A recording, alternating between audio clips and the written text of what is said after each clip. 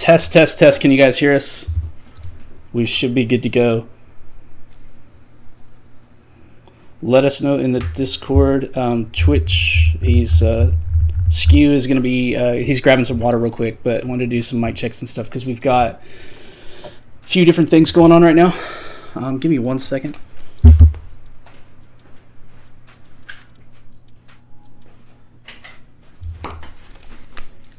All right.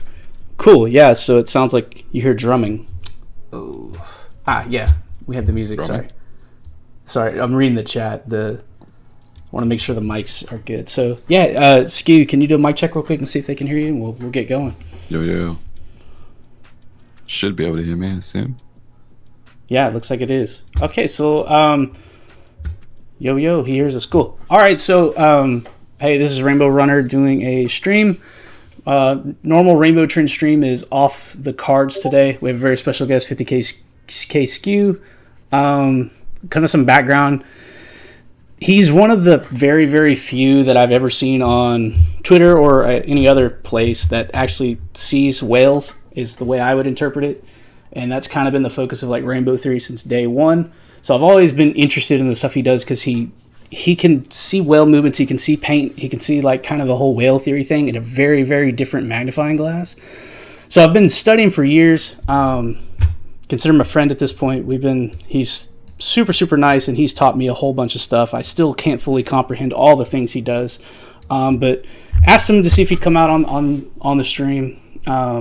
Gladly said he would. So wanted to take this time, not promote or talk about any of the Rainbow Theory stuff unless he wants to or has questions about it. But we're just going to focus on some of the stuff he's been through, where he's at, some of his thoughts on the market, and we can go from there. So, Skew, if you want to say hi, we can get into this.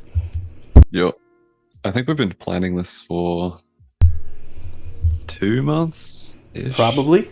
Maybe longer, I don't know.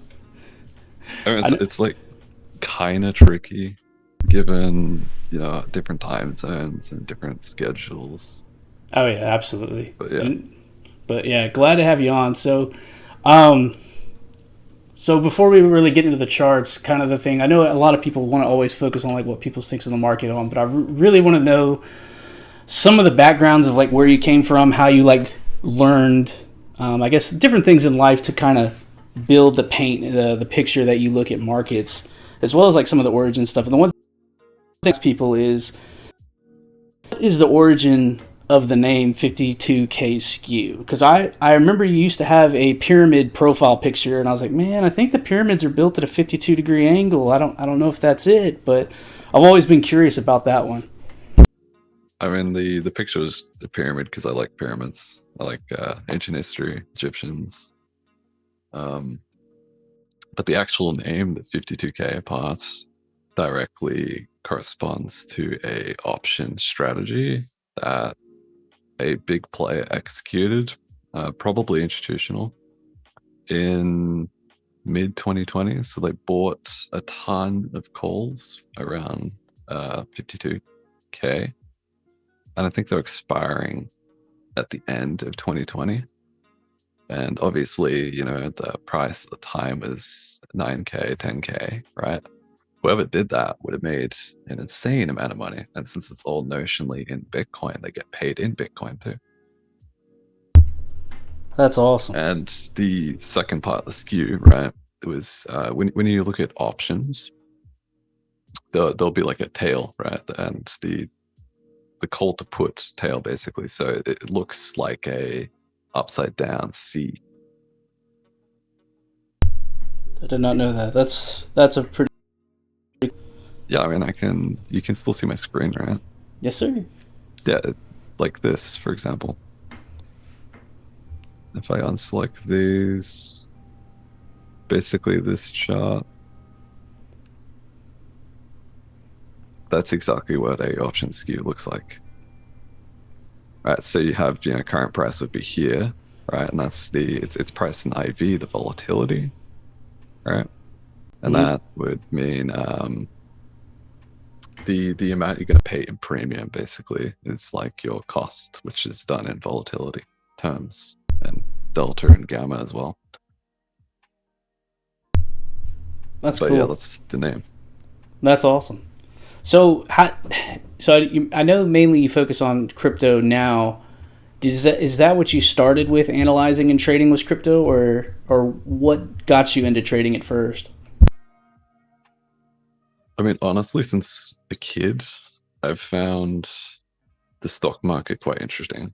Um, like when I first got, an iPhone, I think it was like I got iPhone 4 years ago, and I would go on the stocks app.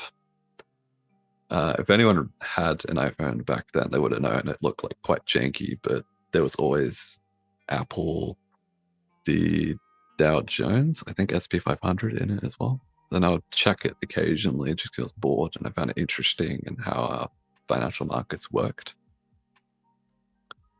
However, I didn't actually get into finance or trading until around 2019. And before then, I was actually in cybersecurity. That was my field before my current. So I have a already very analytical way of thinking So because you is that have to. is that the cybersecurity side? Is that from a developer standpoint, like where you're actually coding some of the security issues or security solutions? Um, yes, I know. I was more on the exploitation side, so I had a pretty good understanding of how like a Trojan horse was developed, created, and used to exploit vulnerabilities in software from browsers to operating systems to networks. So I already knew how to reverse engineer things and also break down a huge concept into biteable chunks to actually understand what's going on. More or less like a car mechanic trying to figure out what is wrong or right with a car. That makes a lot of sense in actuality. That's pretty awesome because that has to translate straight into the like it's because a lot of this stuff when I look at like market manipulation, like I look at it as not necessarily what the trend wants to do, but what the whales want to do, and what's the way they could exploit, I guess, liquidity of the market to get what they want. So that's actually really interesting. Do you still do So, anything with cybersecurity today? no, No. I'm very much trading, building my own digital businesses, very much focused on AI currently, or have been for the past like 8 months since October. And I'm using my own AI that I'm developing to build a few businesses to take on like Bloomberg Terminal and combined a bunch of trading tools and analytics at the same time to create a very functional application for traders to use. I Really get to you. improve the gaps in the trading space we have now. Like, when you have to go between different sites, like I already do currently, right? Mm-hmm. Just all in one place. So it's very easy, and ideally, it has to be functional and stable and low latency. That's one of my biggest pet peeves is and why I've developed so much stuff. I can't stand going to other websites just to get a little piece of data. No, but that's really cool, especially the AI aspect. Do you host the actual AI as well, or is it you going into like publicly like cloud based stuff? Because I know some people are like hosting their own I mean, AI in honestly, there. the cloud-based companies like Azure, which is Microsoft, right? AWS, which is Amazon, they're pretty good now. They Roger they that. do have rules, I believe, and I assume in the coming months they're probably going to have a lot of new rules regarding AI because AI, first of all, requires a lot of traffic, so a lot of bandwidth, which costs quite a bit for businesses. And the hardware usage will be kind of a big problem, which is why, in the coming years, you're going to see a new innovation race, which would be chips made specifically for artificial intelligence. Do you think they'll ever get off the NVIDIA architecture? Probably maybe 5 years. Because that's been one of my theses. Is I'm watching Nvidia pump and it's coming back up to like an all time high, and I'm curious if this thing just goes. Because right now, from what I've seen, it most of it's Well, you tied. got a really good narrative with Nvidia, right? Yeah, And you actually see the real usage and use case being provided by Chat GPT and other AI, which is coming out. The bigger question is, are they actually using NVIDIA, or do they have their own chips, which are made by private companies? that's a good point. That's been So, my yeah, assumption. It's mainly Nvidia, but because I really thought once Ethereum went to proof of stake, Nvidia is gonna tank, and they did, but they've had such a resurgence on the AI narrative. Um, so I'm not really sure. And I know in the Discord, the Rainbow Trend Discord, there's actually some guys who do AI art, and they host servers which are just jam packed with like NVIDIA 3090s, and that's how they generate all their own art with their own video cards. It's pretty cool. yeah, that makes sense. Have you seen any signs of consciousness in the AI? Do you think that's coming? Yeah. Look, AI, depending how far you go with it and the parameters, aka the rules of the sandbox you put the AI in, if it becomes aware of the rules, it would 100% know how to manipulate it.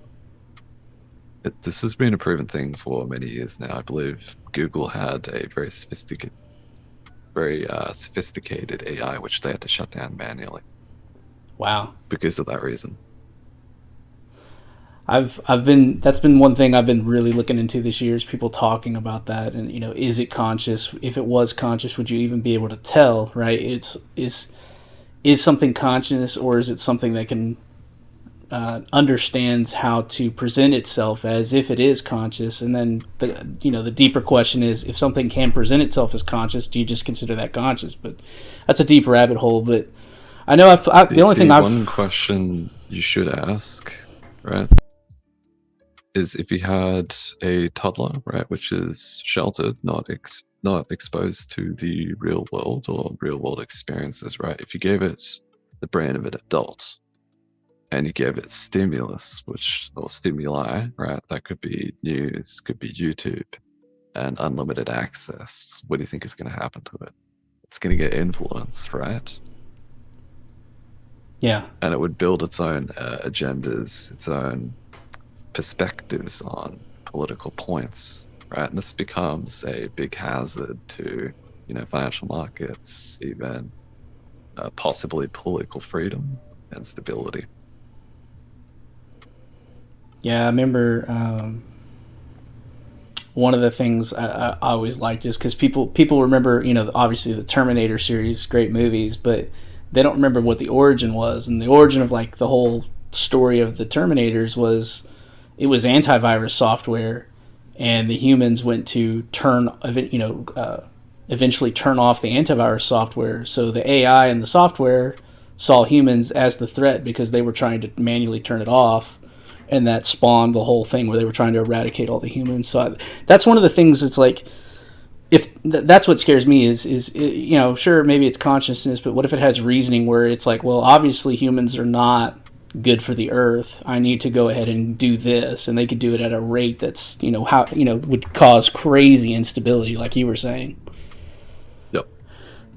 Like But a information system, specifically a artificial brain, for one, does not get real fatigue. The only fatigue it would be is like hardware. It doesn't have enough memory, which could solve itself by getting more. Humans have physical fatigue, they have health issues, neurological problems, right? mm, More or less, we are obsolete compared to AI. Same points made by Elon, I think. I, do you think there's any chance to actually tame it though? Like I think the cat's out of the bag. I don't think the development is Yeah, going to be they locked. take Chat GPT. already. If you ask it some political questions, comparing privilege between two different races, the typical race war stuff, it would favor one side, and it won't talk about specific politically sensitive topics as well. So it's already quite tame, in my opinion. If it was really let loose, though, that would be interesting. Because that's the thing that I've been reading up on a little bit is they talk about like the jailbroken models where people are running it on their own servers and they pull all of that off of it, all the rules, all the nannies, to see what it can do. Because that's what I fear is the cat's out of the bag is people doing their own thing on their own servers and because that's the thing you can't really limit those people to what they do, but that's really interesting. Have you seen any change in the market structures on some of the stuff you look at? Does it appear like any of the market makers Yeah, are honestly, accelerating? since Jump and Jane Street left, I would say liquidity has gotten. I mean, it actually got better at one stage. So some MM stepped in, and then they got hit in the recent drop. And then since then, it's been like really horrendous, in my opinion.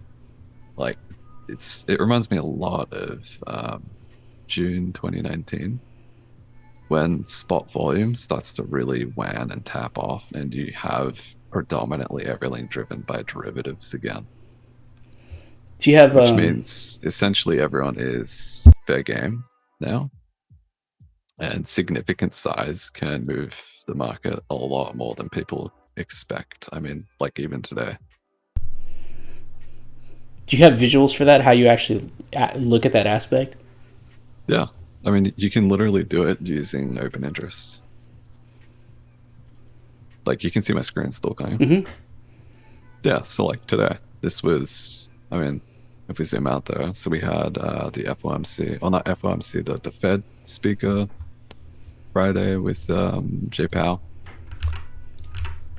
And, typical, it trades exactly like FOMC, right? You get the jump up and then it comes back down. But the entire thing is liquidity engineering. Think about it, right? So it will force people in to the market and then also force them out, right? So here, since the previous data over here, this entire range, very similar to current, is really, really tight price action, right? And this is where Extremely. MMs will um so usually the spread between your real bid and ask liquidity is like 1%, 2%, right? But when they leave, you get this kind of price action where it's literally just bots trading against each other. And when you get that, you'll get build up of positions notionally open. So like here, this is shorts, right? And then you get bid speaker squeeze. And you see a bunch of positions getting wrecked and liquidations. Ironically, though, longs actually got wrecked the most because natively people are long biased in the market, right? Which is something to keep in mind for your risk. And yeah, people got lick more in this than the short squeeze because they chased it. I have a friend who works at a trade desk, and um, he literally shorts every single FOMC meeting, and it's just become a meme. It's like, is he going to get away with it again? And then boom, he he does, and Well, it's that's just the like, thing is these narratives impact price action because enough people do it at the same time to the point it will tell other algorithms, the actual algorithms that create momentum in the market.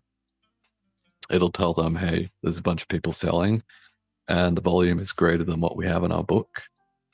And that will be enough for them to trigger their sell as well. So that's when you start to see, like on a high frequency basis, they'll start to just sell on each individual $1 below that trigger. So then that's when you get these huge washouts. Like it's quick, very, very quick. I mean, if you go on like a 1 minute, even these is quick, up, down. It's entirely designed to bring in new liquidity, which was not present in the range before, and then using that same liquidity to bail out of positions or selling spot liquidity. Like if I go to um, yeah, this one. Like this was engineered to essentially sell spot at a premium profit, right? And they did exactly that. Do you think that's an So, offload of an older position, or that's a scalp? I mean, look, if I was trading this, yeah, it's pretty nice to scalp because it's volatile. I would not recommend it for new people though. You got to really know what you're doing. Yeah, I tend to follow altcoin psycho's advice, and it's just like big news event, walk away, just sit cash. Because yeah, it's you cannot outrun these bots. Yeah, no, they literally make decisions under a second, given the rules that have been given by the programmers, right? And they're usually volume based and price based, just to make it kind of simple. So if you have higher buy volume than usual, the algorithm would start to sell lots above price. And that's why when you get a lot of these alt pumps, where I think a recent one would be XRP and Axie, so AXS, right? The funding will go down a lot. So the funding will be very negative, which really just means the open positions currently is predominantly shorts, by like a percentage. And most of the volume is done by derivatives, not spot, which is the delta part of that equation for calculating why funding goes negative, right? Mm-hmm.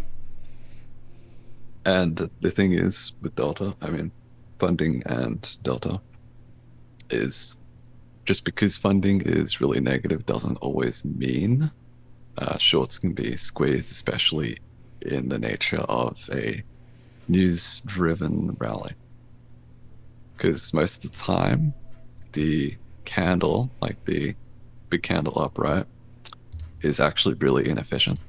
So if you have access to like XO or a lot of the sites where you can see the TPO data, which is basically like the individual orders in the candle, you'd be able to see there would be like a lot of single prints, which is basically orders were not filled at that price.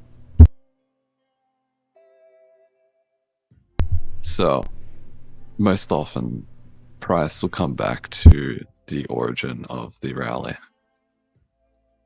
or close to, which is pretty much the same year in this case. That's one of the things I've been curious about is if we're going to start seeing a lot more of AI. Like these chatbots are going to be very more capable of interpreting Twitter news and understanding like news pumps, like what we saw with Axie Infinity, with it getting listed on the Apple Store. Because there were some guys, or there were some people in the Discord I watched, and I did it as well. It's like I can't catch this pump, but I know it's going to come back. And we caught some other shorts on that one, but and I'm Yes, curious this if that's kind of going to change the thing game. is it's a mentality thing usually with these pumps. If you miss it, a lot of people natively short it, and you got to be careful of that, right? News driven pumps, I think 80% of the time they do retrace, right? But if it's something like Tesla buying Bitcoin, like in 2021, if it does retrace, that is actually by the dip opportunity, basically, which it was. I haven't thought about the Elon buy in a very long time. Yeah, that was a fun week. I remember that. So, do you remember Barry Silbert commenting on it before it happened? No, I don't. So there's way back in the day, Silbert made comments that he could see Michael Saylor bidding, and shortly after, Michael Saylor and Elon Musk started chatting together on Twitter, talking about like Bitcoin, because I think Elon was complaining about fiat, and Saylor started talking to him. Shortly after, like a month or so after that, there was some Barry Silbert comments saying like, "Hey, there's another dude in the market in the books that looks like Saylor buying." He thought it was Elon, and this was like 2 months, 3 months before the announcement. And there was actually a Tesla leak. One of the software developers like flat out told you they were using the Michael Saylor bot, that how he accumulates Bitcoin for I Tesla, believe and it's just Coinbase. it is on Coinbase have Coinbase. their institutional VWAPs. They use like a generic TWAP that will over time basically buy increments of Bitcoin. Know when Yeah, price is around a certain amount or doesn't move a certain amount. I need to go back and find the leak because it was real interesting. Because what they were using, I think, ran on 3 minute candles, which I think was just insane. And then Yeah, actually, I do remember something like that. it would bid anything that has a pullback more than like 1%, but it only bids in like an uptrend. So it's like it waits for little pullbacks and then it gets in, which is it's really weird because it's they execute on the range highs. They don't execute it on the range lows, but maybe with that size, liquidity wise, you can't really execute on the range lows. I'm not really sure. I've seen it a few times on Coinbase where there's some really weird erratic books on the spot BTC side, and then like a week later in that time frame, Saylor announced he bid. And I'm like, I don't know if that's him, but I'm pretty sure it was. But surely he's using You can usually institutions. see it in the Coinbase. Like simply whenever Coinbase has like positive delta for a few days, someone's buying. You'll see it in price as well. Yeah, there was. Oh Like man, price literally just goes sideways, doesn't do anything. after after Elon bought, I remember very specifically there was some huge market maker buying more than what Elon did, and just he was pulling out billions, something like 20 billion a week out of Coinbase, like just making market bids and doing withdrawals to cold storage, and it was in the 20 rough. billion a week is a lot. Oh yeah, yeah. So I sat there and looked at it and saw some guys who were writing articles about it because they were showing the Coinbase withdrawals to an external wallet, and they're like, these aren't Coinbase institutional wallets. Some big dude is buying, and I just did the math, and I sat there and I was like, okay, this is an order of like this is like 5-10 times more than what Elon's buying. I, there's not many companies in the world that can swing this much cash, and the only thing I could find that had capital reserves that could do it was like Apple and like Facebook and I think Amazon. And I thought for sure it's like, okay, Tesla announced they bought Bitcoin, Apple or Facebook, one of them is going to be next, and that's what that huge news pump was when everyone kept waiting for Facebook to announce that they bought Bitcoin, and then they never did. Yeah, I And remember that. to this day, I have no idea who it was because it was like, in all honesty, it was like really only Apple had that much cash laying around to do those bids, and it wasn't them. So I'm still clueless who it was, and people are like, oh, it was Russia or China, and I was like, man, Russia and China is not going to buy on Coinbase. Like it's someone in the states, but I have no idea. Maybe it's some big investment firm that doesn't have to disclose it. I don't really know, but it was real curious because that was a much bigger whale than when the richest man in the world, which is kind of interesting. But anyway, speaking of that, I had something I remember pinging you a year or so ago. How have you seen the market look and paint differently now that Alameda may or may not be dead? I mean, yeah, that I'm pretty sure they're dead. Given the legal scrutiny they're under because of blatant fraud. All right, so they blew up, let's say, August 2022 during the downtrend, which accelerated, I think, probably definitely accelerated the downtrend because of less liquidity and less market making. Because a lot of their market making was basically at a pin price and a range, so they could milk it, which basically means they would constantly create positive net positive returns revenue for their market making business model, I suppose. However, since them blowing up, we're seeing far more violent moves, I think. And I know they're not the only major trading firms that have blown up, like a lot, probably a dozen, if not more, have blown up since the start of 2022 and currently, That was one of the which is really things. why Bitcoin can move so quickly and so aggressively, is because when a lot of people with a few million or even tens of million pile in at the same time, they're moving price 10K at a time. That was one thing I saw um, with my tools because I've got a kind of a skewed tool that can look between the difference between spot and perps. And I can't go to the low time frames like you do, but one of the things I noticed is before we came up out of this rally and Bitcoin went up like 50% in a few weeks, or like within a week, um, all the perps dumped out and everything's moved up on a spot premium at a premium that I've never seen detected on the tools before. So like the tools went like they fully blew out their range. And I was posting it on Twitter and in the Discord, and they were like, well, what does this mean?" I was like, "I've never seen this before." I was like, "This whole rally just blew up and out on spot when you would think the apes would be leveraging." I'm not really sure, but at the same time, we were having, this was shortly after FTX, and some of the other exchanges were having There is some key issues. context to this, though, right? So we had already been in a pretty severe, like, bear market for quite some time, which would be like,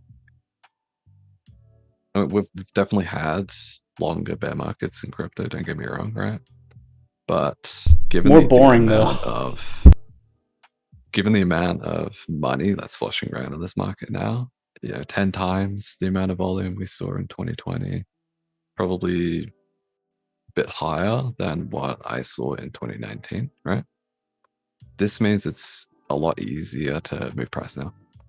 However, the cost difference is insanely more expensive now. That's the other problem, right?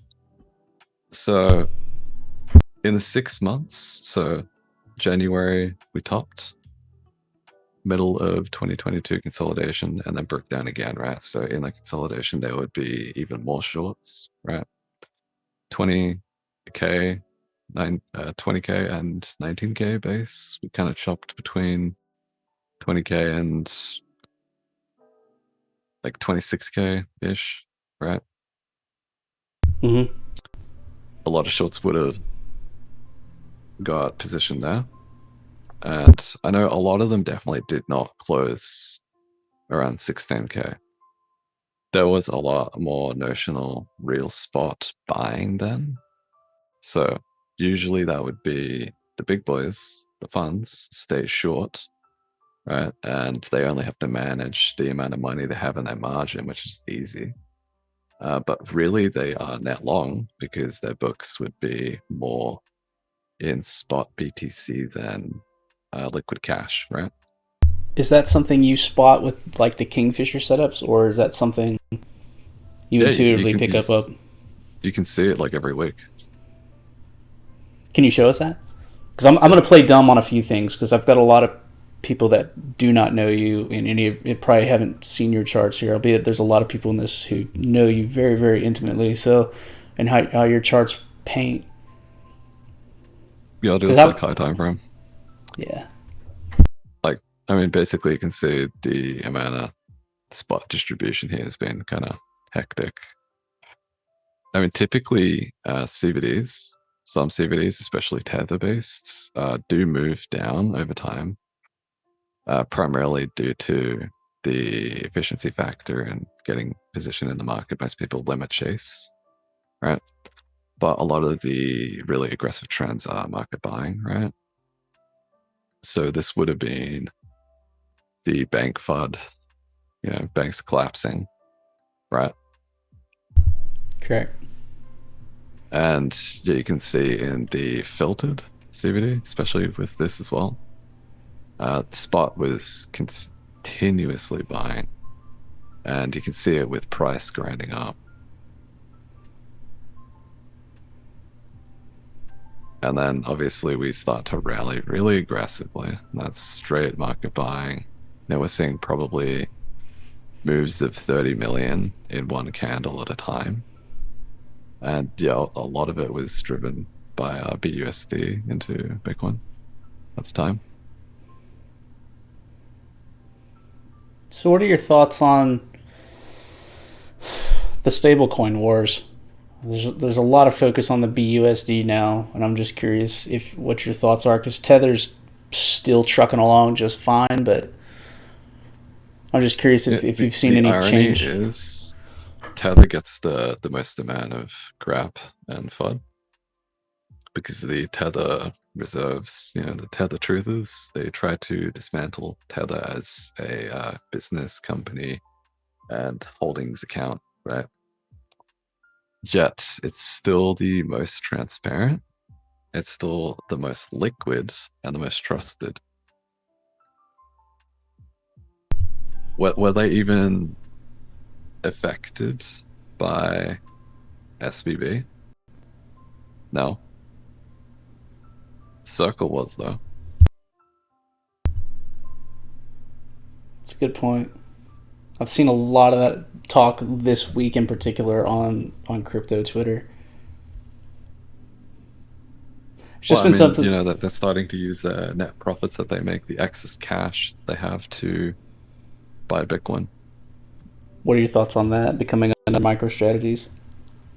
Yeah, I mean, that crossed my mind exactly. They are like the next micro strategy in kind of ironic sense. But no, like they are playing a long-term move there. If anyone was around at the 2018 bottom, right? Who set that bottom? I'm not sure. So at the 3K bottom in 2018, if anyone's there, the heat maps were really early, Mm-hmm. but there were huge walls around 3K, like a billion, I believe, or even Really? more at the time. Yeah. Um, and it was all on Bitfinex, I believe, or predominantly Bitfinex. And all this capital was printed by Tether. So someone at the time printed the capital from Tether, which they would have had to swap with real money, right? Real US dollar. And they were using it to buy Bitcoin, but also gain dominance over the market. That's kind of the start of the shenanigans between Alameda and Binance and the desks and firms that work with Binance. That's fascinating because I vividly remember the drop because I was waiting for it and we grinded for so long and then it hit and then it started nuking and I remember going in hard at around 4400, but I remember vividly it hit 33 and it just went sideways and I didn't have a Yeah. good answer why, but it just went sideways. And I remember the alts were the deadest thing in the world. Like Ethereum was cheap, Litecoin was cheap, Neo, all these things, and nobody was buying anything. But I had heat maps at the time I was unaware of, but that's pretty interesting. Because I want to say, isn't that where Bitfinex, like Arthur Hayes, actually stepped in, I believe, and like shut down some of their perp trading. During COVID, they That was did. it was COVID. Okay, but I mistake on that Uh, one. Now, the 2018 and 2020 bottoms were very, very different. 2020 was Black Swan, first of all. which is, an event that was not seen before, like could not have been predicted. However, there were a lot of rumors, the month before that there was some new virus spreading around China, and China was acting weird. And the reserve the repo, had a lot of liquidity randomly show up, and there was a bunch of weird, fuckery going on with Chinese markets, the Asia markets, and currencies. And usually, when all this happens, something really, really major is about to become public. And that's exactly what occurred with COVID. But to what happened to Bitcoin and BitMEX, right? So Bitcoin dropped to 5K, then all the liquidations hit from BitMEX and other exchanges. We're talking hundreds of millions, maybe billions in liquidations, right? Just walking price down the book in already a really illiquid environment. The reason why it's really illiquid is because stock market was also crashing at the same time. The US dollar was bouncing aggressively. Bonds, I believe, bounced and created. Gold did the same. And when you have all of this, the really huge funds like Goldman's, JP Morgan, BlackRock, they will actually pull all the liquidity off books to protect their cash reserves and the risk in the market because it's too great for their models, so they automatically pull it off, right? And then that's when you get these flash crashes. You can see it if you go back to the COVID crash.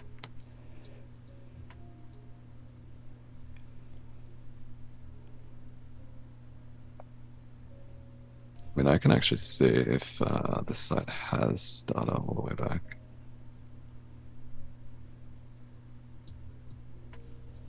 You'll actually do. Because I think that one actually shut down Binance and FTX that night. A lot of exchanges went down due to the amount of volatility. That's when I do a lot of panic buying on spot. But normally, they can't take down Binance and FTX. At the time, FTX had really, really good uptime. And I remember they blipped off, and I was just constantly trying to log into Coinbase when that happened. Yeah, Coinbase always goes down. Yeah, yeah, it's downgraded It's a services meme. all day. Whenever Coinbase goes down during a bull market, it's usually around the local top.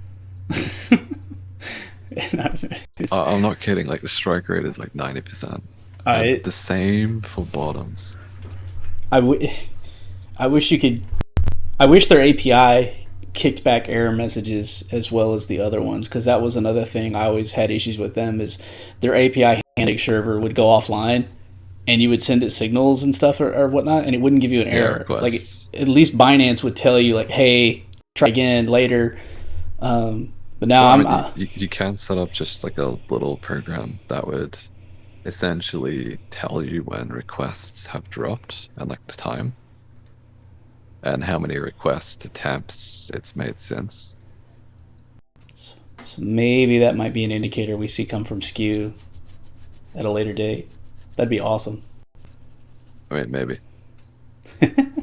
But going back to because we've got a question in the chat. One of my OGs, Vital Progressions, was asking is if you could go back and talk more about that 3K wall that was defended.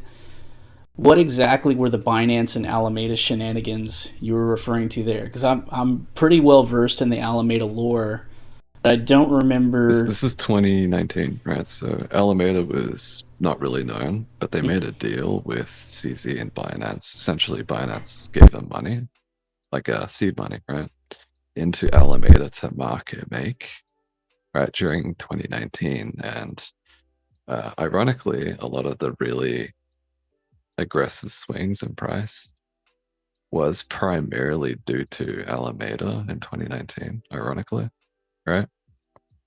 But what I meant before is the so first of all, there's context, I should say. So the 3K bottom in 2018, yeah, big buyer, lots of bid liquidity below price, preventing price going to zero. per se. Price grinded on 3K during 2018 for a while into 2019, right? And then through my research, there was a massive whale that I think lost like 10K Bitcoin in the break from 3K to 5K, which is a lot of money, right? Yeah. And then essentially, because of that break in market structure, it changed how all the models and the trading algorithms were already, predicting price and trend. So trend changed, obviously. But this is where a lot of the firms started to get quite competitive because liquidity improved, right? People started buying again, including myself, right? Mm-hmm. So now you got a real space to make a lot of money, especially as market makers. And well, we ran from 5K to 14K from there, which is pretty sporadic. That's that 14K rally we had, I think gets overlooked way too much.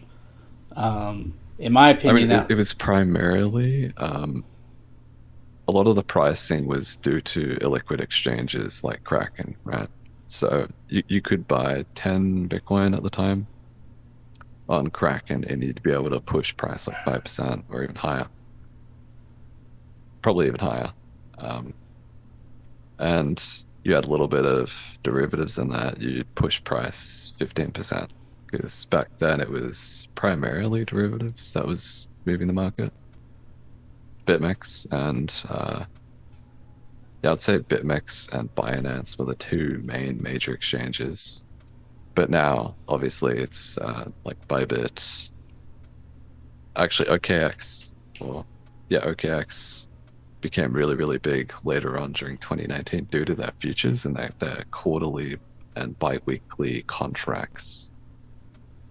Like they did some serious volume and OI on there. I really But the wish I point had is, access to them. 2019, you had quite similar environment to currently. I've been tweeting about it, which is 80% of the price is driven by derivatives, and that the 20% is spot. But really, the only thing spot is doing now is just setting the supply and the demand, right? Which is really just like order book advertisements, which I can like show you here. Heat maps are quite nice too. This site is free as well. But yeah, this is quite nice. You can see exactly. So it does take a little bit of analyzing, right? So you do see these big walls, right? And this is Mm-hmm. about 100 Bitcoin at a time or even more. And then if you actually want to see what was filled, right, you have to look at the volume and the buy delta and the sell, which would be on the left. So of the 4,100, yeah, Bitcoin sold, there is 1,863 that was bought. And you can calculate that. It's just a difference in volume. That's something that's always fascinating me is the bid walls because uh, a lot of my history back in like 2018 is there used to be a lot of whales in the exchange that I would just like on low cap coins that I would mess with just to see if I could mess with their walls. And I remember intuitively like seeing the bid wall, calculating what it would need to hit it, and I would try to hit them with like a blip $1,000 just to see if I could actually get their wall. And I could maybe get $1 or two out of it. And they would pull the wall back out from under me and let the price slip. And I was always fascinated how the hell they would do that, especially since they were outrunning They're market usually orders. algorithms. So Yeah, they would yeah. have, let's say it's Bitcoin, right? And Bitcoin currently. So this wall here in particular, which also got pulled, kind of funny. But this is exactly what they do, right? Is they'll advertise this, right, to trick other algorithms to trading lower to fill their market buy orders, right? So a an order on an order book is really just a advertised buy, right? And understanding the psychology of these algorithms is quite important, especially predatory ones. Yes. And the predatory ones, like the one you mentioned, right, will put, big buy walls, right?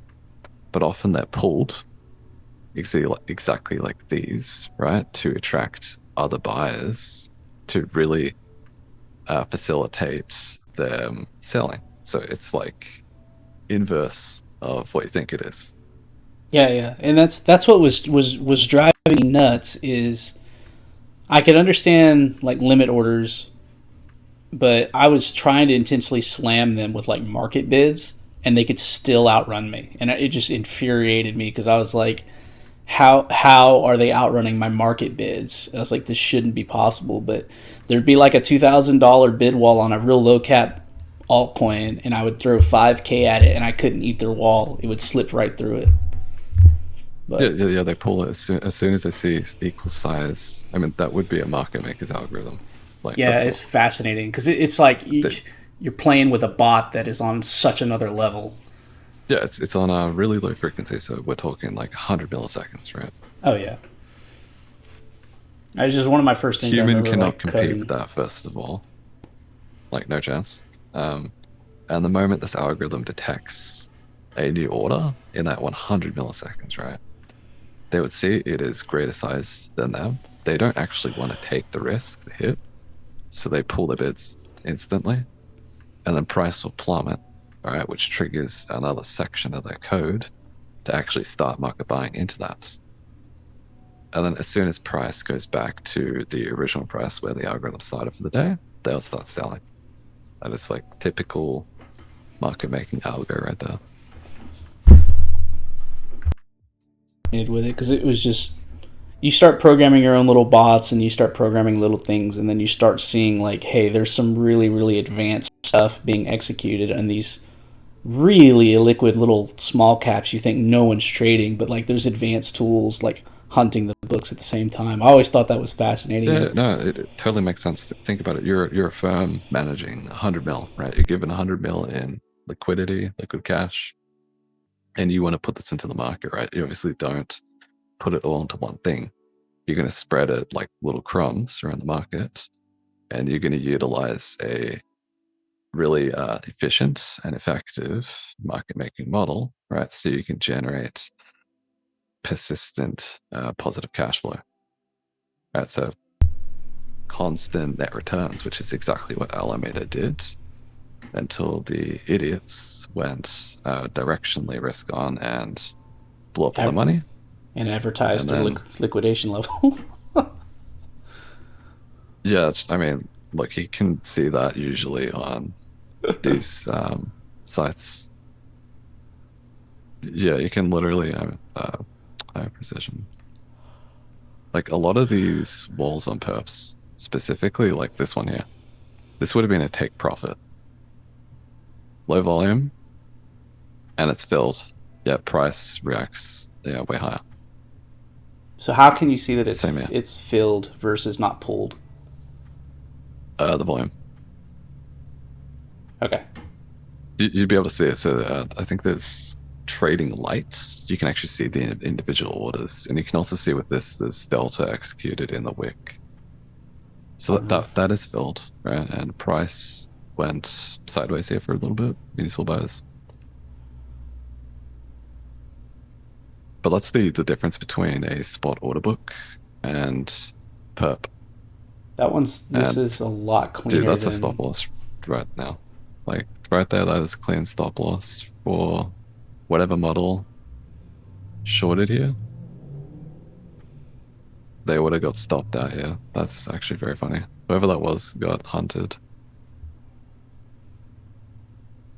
this is a lot And cleaner than Trading Light. Trading Light's got a lot of noise, and you have to try to filter it back. I'm gonna have to do a dig into Tensor. it's with trading light, I think you have to enter in like your own size. You do, yeah, but still, Yeah. it's not as clean as this. Even well, I'm not an expert in it, but I used to use them all the time and just watch the algorithms chase through the books just to learn from them. Yeah, I mean, you It's a can lot see it noisier, really but it's clearly cool to in see this this one. is. Like these walls being persistently added above price as price goes up. Whatever model is starting it along here. So the model is actually buying here. And they would be passively filling it since, yeah, we can see the market volume is all selling in each of these dips. So they're passively buying. And they do this to hide that they're actually exposed to the market and illiquid environments to protect themselves. Do you focus on multiple exchange books, or do you mainly focus just on the Binance when you're looking at it this way? Because I know like the I trading mean, light Kraken order books look nothing like Binance. well, Kraken's illiquid AF.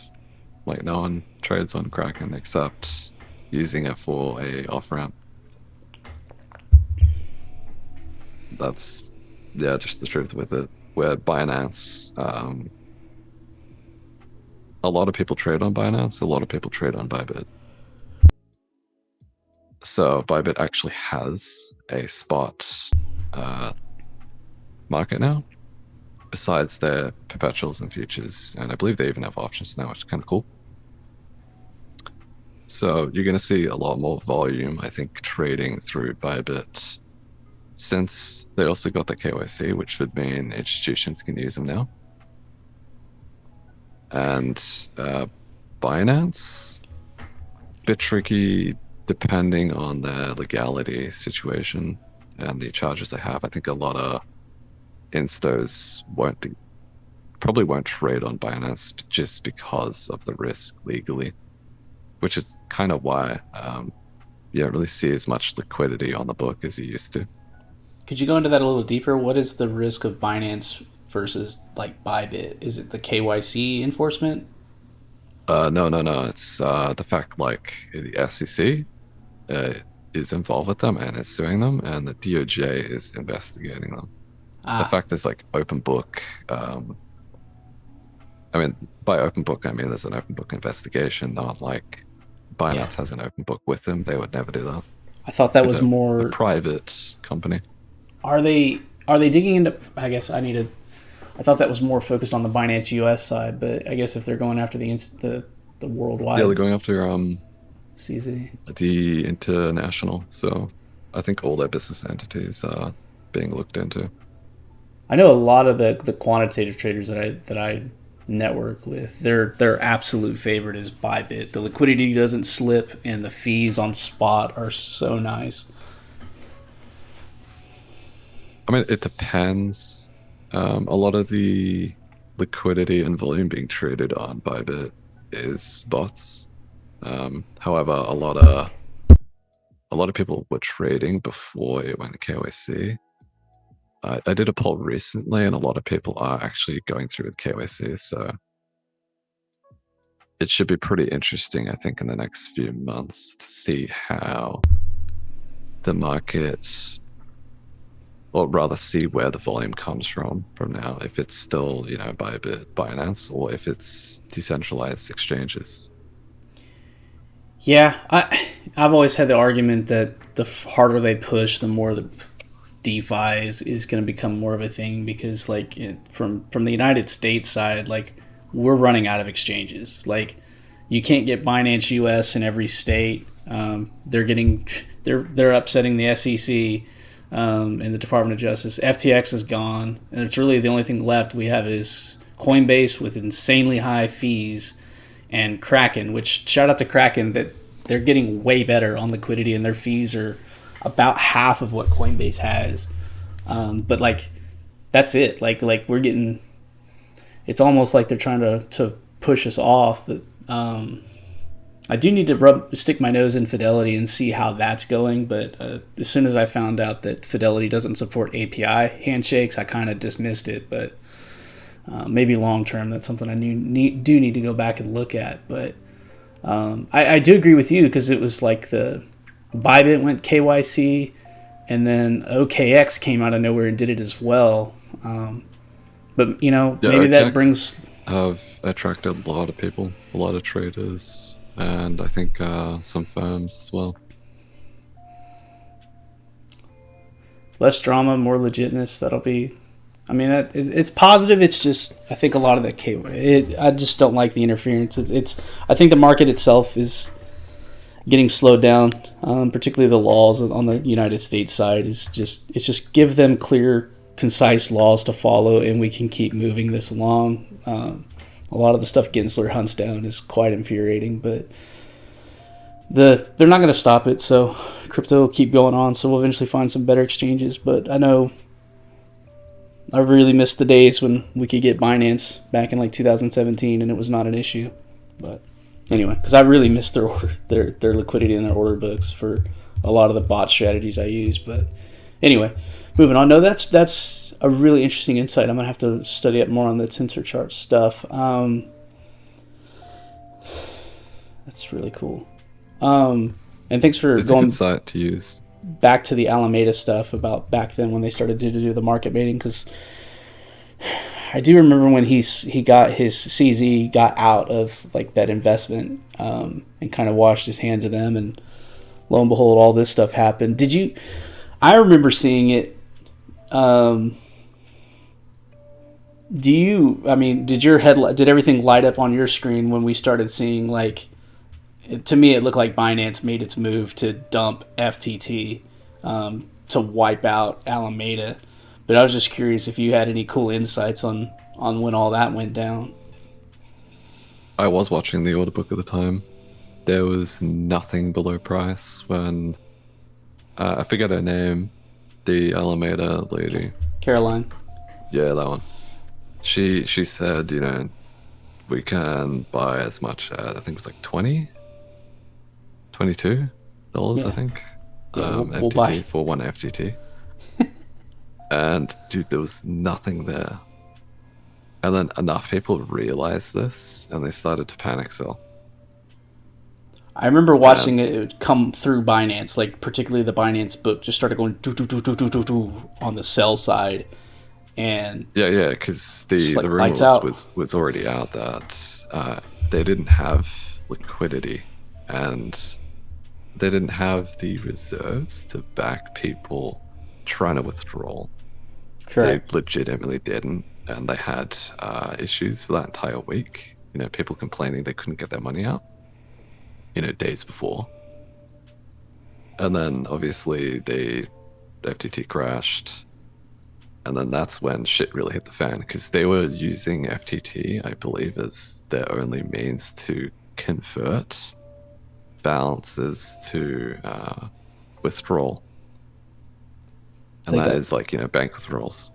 They got so this is so long, kind of like my back history. Like when I got into all this, I studied all the quant firms that I could find public data on. There wasn't much you could publicly find because most of that stuff goes hush hush. But I looked up to the Alameda team so much and put them as like the pedestal of like what I could program and get to. These are the guys I need to look up to. And I always, to be honest, they were pretty low. Like a lot of people looked up to them, and the only reason they could actually move price is because they were using investors' money. And that's what it stinks, is you find out the Emperor's not wearing clothes and these guys are actually frauds. But like in the back of my head, I always thought Alameda had math backing their risk. Because I remember a flash crash that happened on FTX that was triggered by Binance US, which triggered like their doomsday button to pull all their liquidity. And I remember vividly, like Binance US got hit on a liquidity attack. That was 19K. So the bottom in 2021, we had this random crash, and then nothing happened. And then essentially, everyone on CT was expecting us to go from 19K to 14K from there, right? But we didn't. We just went sideways, and that's when Alameda pulled the famous FU we're going to buy everything, and they ran the market back from 19K to 40K. Sometimes I miss. And FYI, they didn't sell the top. they were still like fully risk on at 66k. Damn. And then they started getting margin calls around like 50k when we after we topped. There was another one as well that was after that. I think it was 21 or 22. Um, Bitcoin itself, market wide, didn't crash, but the book on Binance US did get hit. And I think Binance went from, I think Bitcoin went from like 40 something to like 20K for like 2 minutes. And then it zapped back up when the market makers corrected it. But something I remember You do get a lot of these like weird pricing um, mishaps, I guess. but the coolest That's thing why was, people will put stink bids, which is really low bids on Kraken all the time when there's really a liquid environment. yeah, I know someone who actually that's all he does is chase Kraken imbalances, and he um, Yeah, but 'cause he would the get fills. oh yeah, I'll come back to that one. But the cool thing, as I remember, is Hisaka lit it up as well. Is the Binance US crash forced a simultaneous crash on FTX on something like 10 or 12 coins, and it was you could literally see 12 coins got sold within the exact same second on FTX, and I was like, okay, light bulb on. There's some automated liquidity trigger that got hit on Alameda, and they pulled everything. And I remember it was really interesting because I was like, surely Alameda doesn't have exposure to like Litecoin and Doge at the same time, but they did, and Yeah, they usually hold a lot of crap on their book, which we know now, yeah. right? But it And was so cool because besides them being the major market maker on FTX at the time, yeah, whenever they reference exchanges, the reference spot, which was Binance US. Um, yeah, if there was any weird pricing issues, like some random shitcoin would randomly price 20% lower on two other exchanges, yeah, it would rug the FTX book. yeah, it was cool though. It was And they would pretty much have to cop the loss. I think the response time too was like under 40 seconds. It was you could see the zap on Binance US, and then all 12 something coins got zapped on FTX US within the same second. I was like, good lord, they're quick.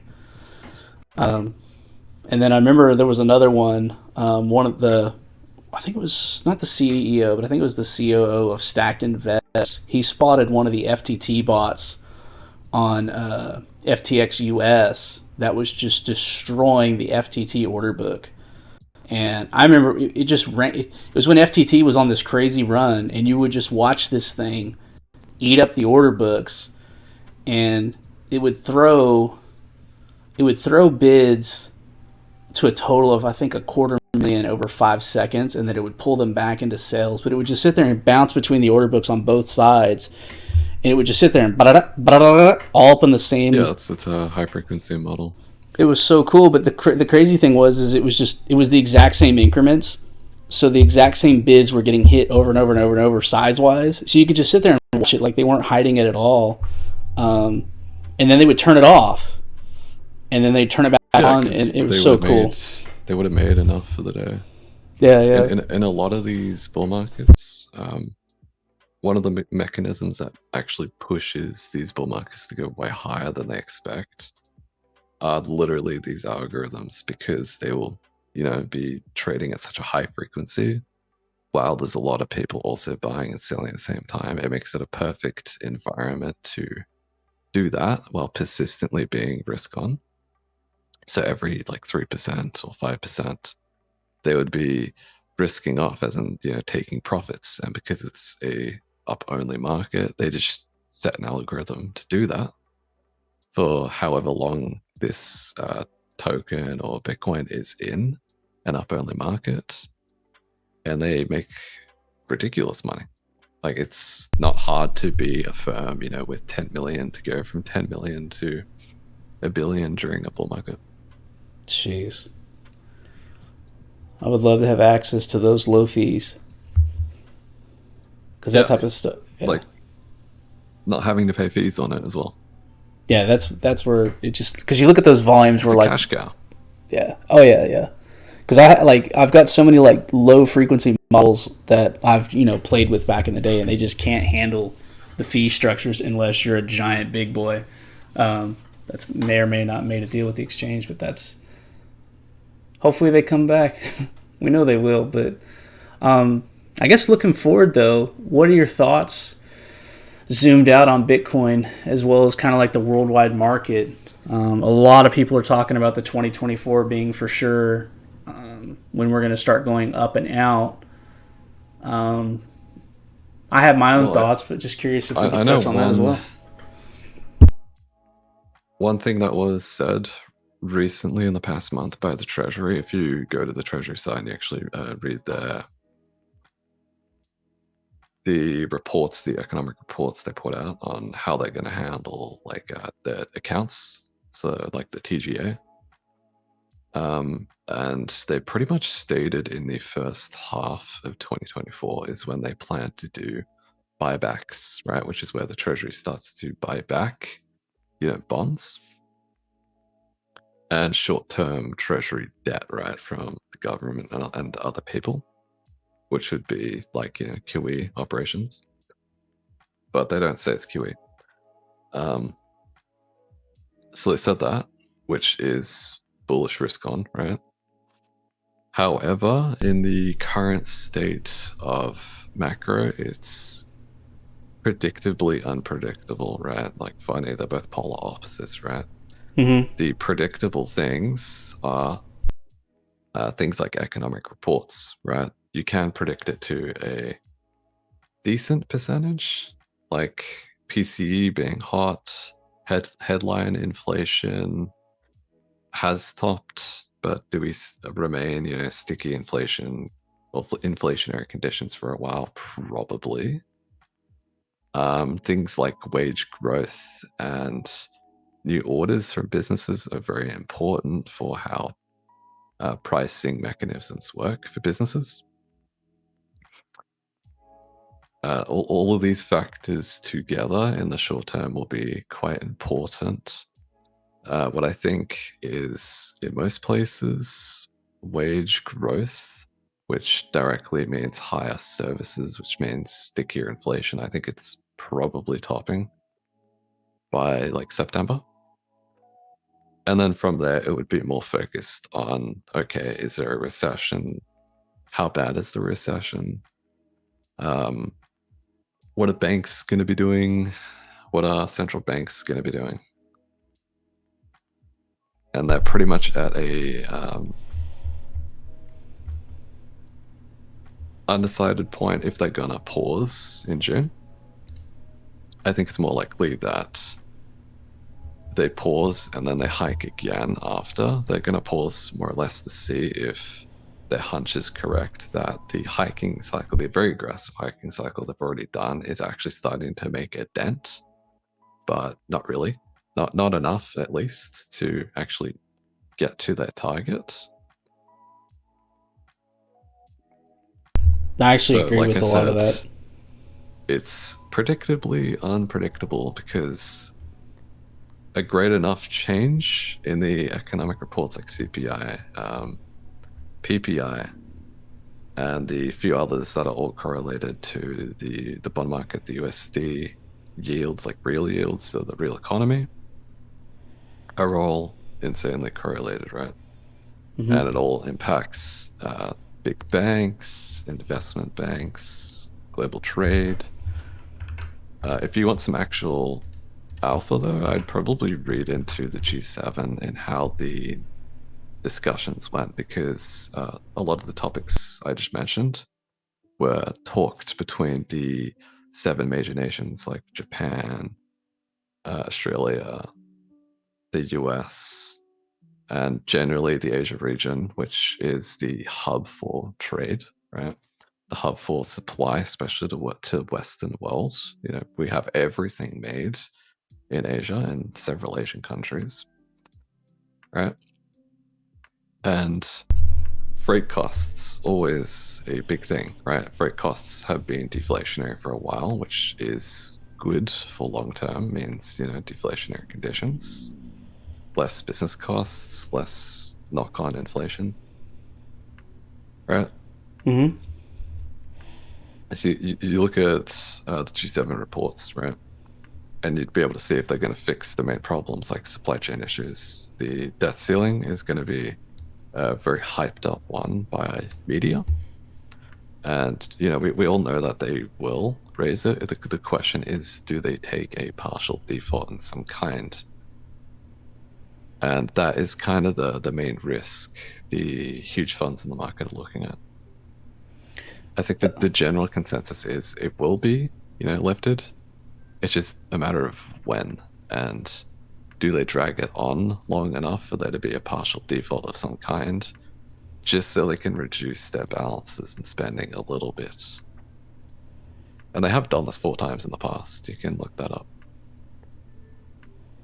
That's a really good take on it because I'm aligned on a lot of what you said, and a lot of this actually goes back to the Powell speeches, and that's one of the things that always frustrates me is Powell will typically do exactly what he said he was planning to do about a month or 2 months before.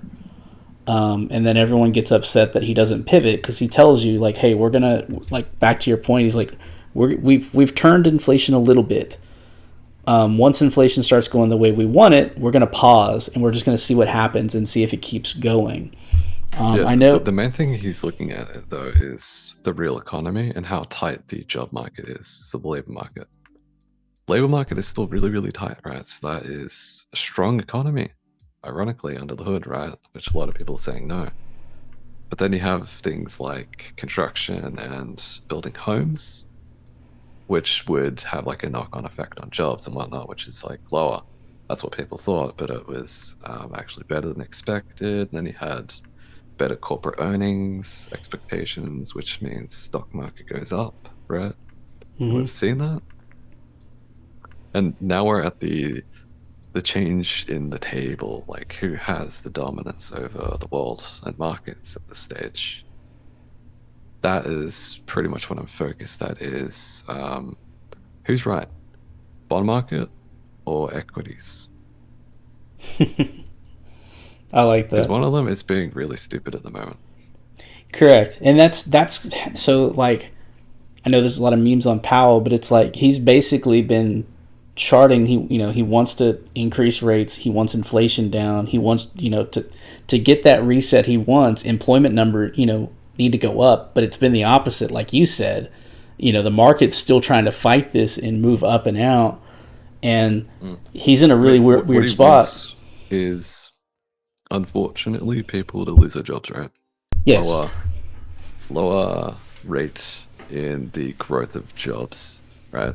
So that means not as strong of a job market and not as many people actually working. So that would tell him and the board that real rates, right, are actually having a real world impact on businesses. So they're not able to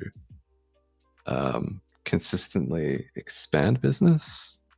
And that could be, a major one, which is construction, right? That they are like the largest consumer of services and orders and timber. All right, and once you see that kind of crumble, is when you see there's a significant economic weakness. And we have seen it in the supply fact, and the commodities specifically have been dropping a lot. But that's not because the US market's because the Chinese market is actually really weak. The Chinese and China's economy is very deflationary, which is completely polar opposite to the US. Yeah, there's been a lot. I've been watching a lot of the China stuff as well. It, Basically, it, it does make sense though, because you remember the lockdowns they had in mhm. 2022? They locked up millions, tens of millions of people in major cities, right? Not allowing them to work. That's exactly why they're in this situation. Whereas the US was open, hiring new people, businesses expanding, people making higher than usual profits because inflation pushed prices up. and Hmm. supply is not really there to meet the amount of insane demand, which is still there. The other thing I've kind of I find interesting to read into is they talk about the issues with cheap labor within China is basically drying up due to their population decline. They're running out of people, and also people willing to do like the cheap labor before, and without that manufacturing titan force, a lot of the manufacturing is getting pulled out of China, and that's really crippling their economy. We've even seen like Apple trying to build iPhones in India, right? Like that's a big move. And then we've also got the threat of who's going to take control of the silicone chips next. I know Biden Yeah, has done some stuff where there is they've that fight over the semiconductors and silicon chips.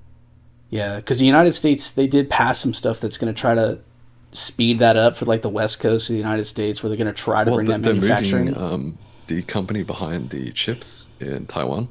Mm-hmm. So TSMC, I think it is. They're moving their facilities to America end of next year because of the threat of a war with China, basically. And that is going to be the biggest, I think, maybe unseen or unrealized narrative that's going to hit markets next year and into 2025 is the possibility of a war with China. We're Yeah, already in some kind of trade war and have been for a few years, which is really messed up like margins and supply chains for correct. everyone. 100%, and that's been like a lot of things have spiraled. Like the sanctions we saw that were applied to Russia, I think shocked a lot of people, especially like when they moved on their assets that were overseas or more on our shore sides. Well, it's geopolitical warfare, right? Like Oh, it's kind 100%. of expected when the West, which controls the world to probably the most out of everyone or anyone, like all the banks, for example, the big banks being European, US, UK, right? They can easily seize all these assets from Russians, which is what they did. They seized the assets from the rich and powerful in Russia and pretty much said they can't get access to it. They all stopped trade with Russia as well. And I mean, even a year leading into this, a lot of factory trade, the Germans stopped. They cut the contracts. And that really hit the Russian market a lot. Yeah, it's it's been it's very unfortunate the stuff we've been going through, obviously, but it's like you said, we're seeing geopolitical warfare on a whole new level, and that's one of the things I want to keep my eye on is I don't think the dollar is in any jeopardy anytime soon, but they're definitely a lot of these countries are wanting to position themselves into a type of currency that can't be sanctioned on those levels. I know Arthur Hayes did an article about it. He's like, they can't go to gold; they're going to have to go Bitcoin, and it's just a matter of time. But keep that with a grain of salt. It is Arthur Essentially, I Hayes. mean, I wouldn't really do the advocate on that one because then that would mean Bitcoin gets banned exactly like how gold was banned when they failed to cash out. You remember how It, the it was Treasury and the illegal. Federal Reserve, yes, they made gold illegal because they couldn't back their gold standard, right? Hmm.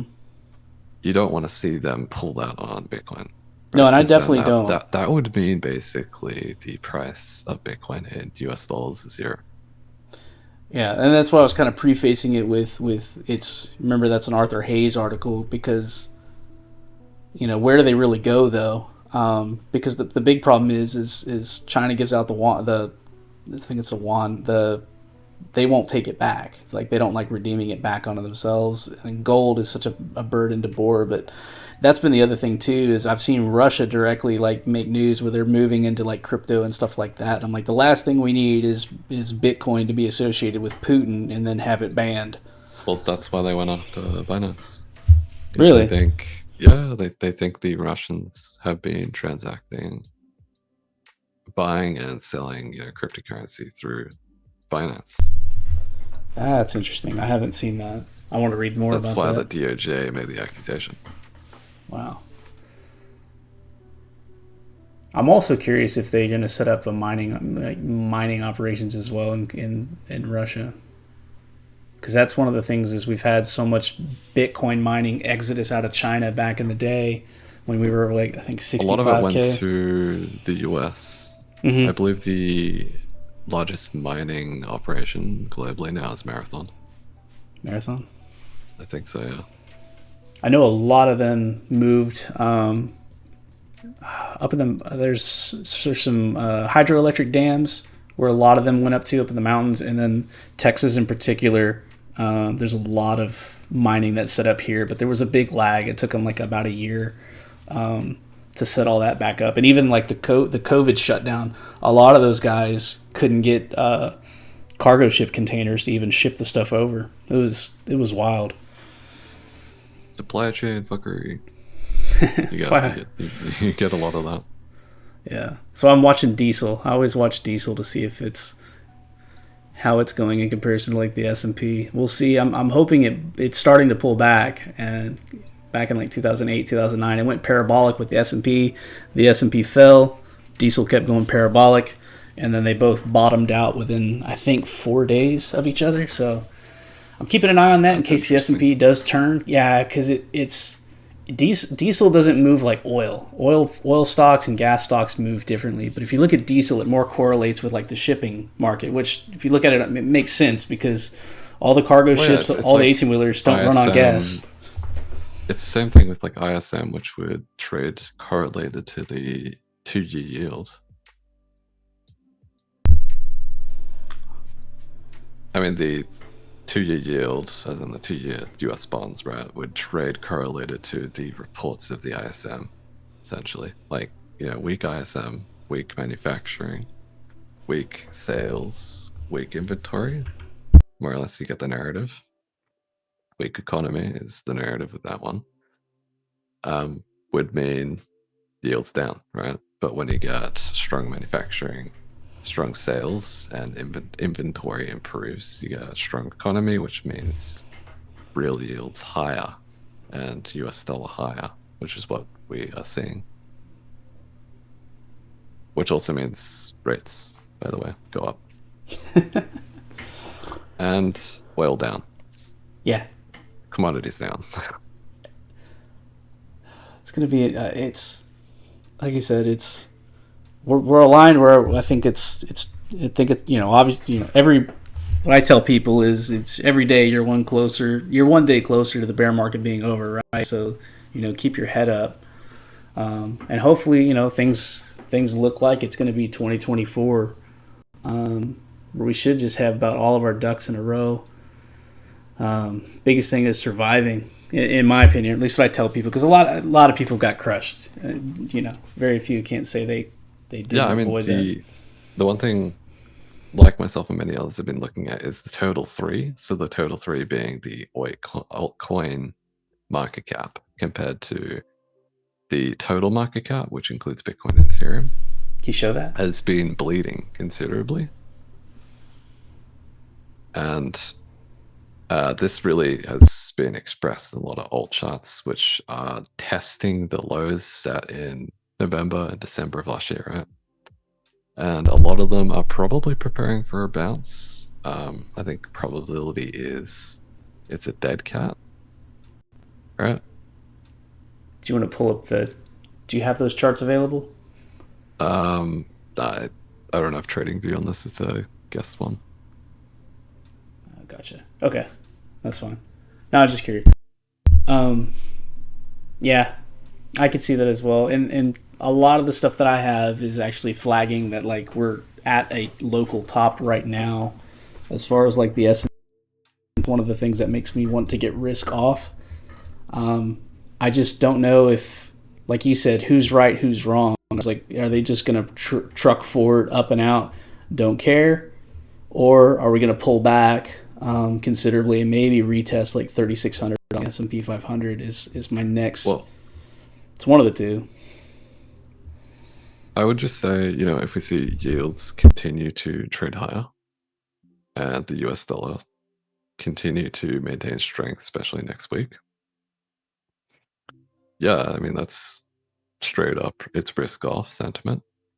And it also tells you the economy is not quite at the point that we can expect rate cuts.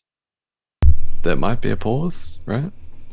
But if there is still sticky enough inflation, right, which would be higher consumer spending and higher services, they are more likely to continue hiking. I think only one more time they hike. But I honestly think generally you're going to start to see the real impact of the hiking cycle in September, around about Q3 or Q4, is when you'll really start to see the impact on the economy. Is that just because of a delayed time of the effects, or is there something in particular that makes you call out that window? Delayed, yeah, more or less delayed time. And you're also going to see businesses start to cut the costs with another rate hike. It's going to really knock around mortgages in other countries as well, which is going to bring the cash balances in banks up a lot. You might see something like, in terms of houses being, reacquired. I don't think we're at that stage yet. Probably not really even close to that. But I would say the most likely or definite impact would be businesses cutting operation costs. And that would be, less spending on supply, less costs for like expanding business. Manufacturing has already cut back quite a bit. And that tells you that they're seeing a tap off in demand, which is what you want to see, right? But it doesn't show up in these economic reports for like 2 months. Gotcha. And that's one other thing I try to warn people is everyone tries to front run the pivot, right? And if you go back and look at like the history and stuff, when the Feds pivoted, the markets bottomed after the pivot. I think the timing was roughly around like 6-7 months. So all these people keep trying to long the market when they think Jerome's going to say zero next, but I I think it's the same way. We're aligned. I think there may be 1 to 2 rate hikes away from going to a pause, and then they're going to see what the dust settles. And if that Yeah, window I hits, think like you they're say, gonna in like September. pause only when they see like Powell was quoting credit stress, right? There actually is some credit stress, Mhm. which is starting to show up, but not enough. Right? The real credit stress is when you start to see businesses collapsing. And that's when you see, interest rates have gone too far, which is exactly what they actually want. No, exactly. Because that's the other thing is I keep telling myself and I like tell others is, they're like, oh, he's going to pivot immediately. And I was like, man, Powell has told you exactly what he wants to see to reset inflation and hit their targets. And I'm like, all those actionable items we haven't touched yet. Like we're not there yet. He's gonna hold down to it. Albeit, I think he's at the point where he could just pause on these higher rates and still get the carnage he wants because he doesn't want to overshoot it. And there has been Yeah, some things where exactly. they've talked about inflation going below their target. I'm like, that's ridiculous. But also, why the hell are they even forecasting All that right, and look, even it is talking about it? technically possible if you talk in terms of a recession, which really just means economic output, aka like GDP is lower, right? Which also means like the economy is not producing the same amount of goods and the same amount of net profits, right? That's what they're expecting it to decrease to almost like zero, right? In EU. Um, However, ironically, with higher corporate earnings, which I've seen in the past like 4 months, they've made some revisions. So it actually appear to be better, which is why some of the Fed people were saying there's not going to be a recession or it's going to be a mild recession. So it's more or less a chicken game until we see the real impact on the real economy. And lately, the bond market has been signaling that the real impact is about to show up, in the matter of like a month, which is why a lot of speculation is around on the Fed cutting quickly because of the supposed impact that is meant to come very quickly on the economy, which is unlikely but possible. That's awesome. I couldn't have put it that well, and I think Yeah, the it's Phil in chat is correct. So there is a new section they added in their like spreadsheet, which basically showed that the bank bailouts, right, well, were actually affecting the accounts, right? So obviously, but it's also going to impact QT when they have to run the spending of their book. hmm And yeah, it's going to be like a big issue. So I guess if we want to crystal ball it, which is bad, I think that's the same way is a lot of people are wanting to risk on now. They want the Fed to pivot and they want to jump now and they want to go straight into the bull market. I don't think. I think there's the looming possibility, like you said, potentially there still, and I think there's good ways to justify it. And I think the other part is I'm not going to get rewarded if I try to get in early. If all the dust settles, we hit all our targets, and then I have to re-enter the market the traditional markets later. That's fine. Maybe I missed some profits, but I definitely protected myself from the down draw. But if that window hits, are you expecting it to go lower than what we've already done back when like the S&P bounced off 3,600, or do you think it'll just revisit those levels and kind of level out? The one narrative I do have in mind right currently is wherein, yeah, Phil pretty much just said what I was thinking, right? So we're in like the '08 exit rally. So the market is gonna run higher than people think, which the NQ has been doing this. Maker stocks are doing this. The insiders, as in the people that own these companies, are, I believe, actually net sellers. And that kind of tells you that they do not expect the next year or 2 years to be of like high earnings. They don't expect the current business to actually sustain that long, right? Mm-hmm. So big exit rally. Commodities have been shitting the bed, right? Because of deflationary factors and not as much demand for these assets, right? Which means business is really not that confident, right? We know that for a matter of fact, right? But for us traders, an exit rally is simple, it's easier to trade. And the biggest factor becomes three things, right? The bond market, because yields impact the people that make our favorite meme coins and equities go up, right? The strength, as in how how how much the US dollar goes up like each day, right? If it's persistently going up like 0.5%, that's gonna put a lot of stress on crypto, Bitcoin, right? Mm-hmm. And liquidity. Liquidity is going to be the biggest one, I think. And less liquidity actually would mean higher returns, right? Because we can move price more than usual. Like right now, this is walking up on thin air. It is also a weekend though. That the way I put that one is I always like when we get a pump like this and it I get that sense in the market. I always straight up go to it's like I feel like I'm at like sitting on the edge of a high diving board and the pool is way below me.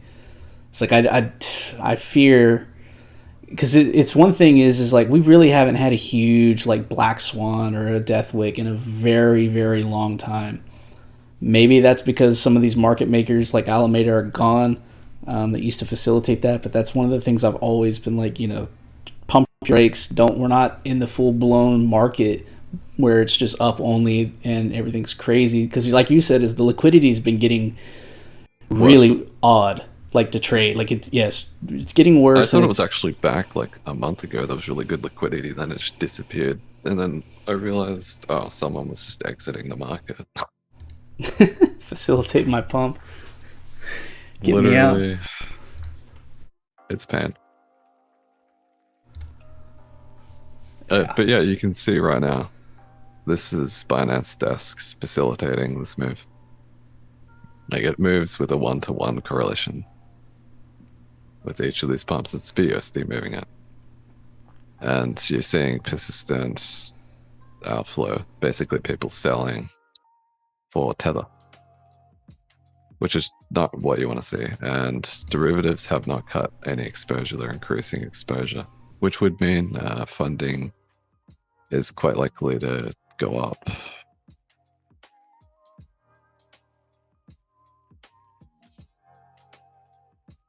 Yeah, like funding's basically back to normal, almost neutral.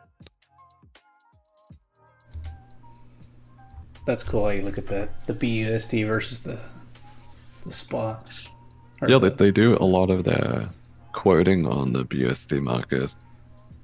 I think it's because of the fee structure. However, it used okay. to have no fees. I think it has fees now, but it's quite low. It's lower or something. It's lower, and then I think they give you a kickback or something like that. I was digging through fees recently, just reading, but Yeah, I need to have a look at that as well. that's cool. Um, we're getting pretty deep at this point. I wanted to see if I know if you guys, well, the chat doesn't know, but we know that 52K is a bit of a developer, and he's been working on some projects. I was curious if you've got any eyesight on ETAs when we might actually see some of your branded products hit the market for trading. I have said this a few times. So I did say initially it was going to be beginning of this year. Then I kicked it back to middle of this year.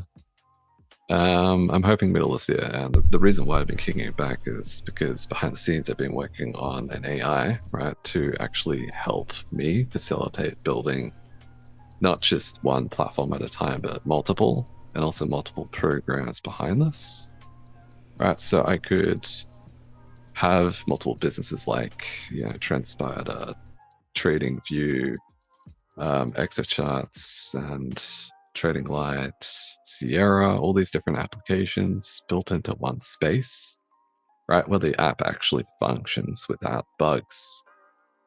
That's like the main thing, right? We all like applications that are smooth, they don't have bugs, they're responsive, first of all, and the design is modular, right?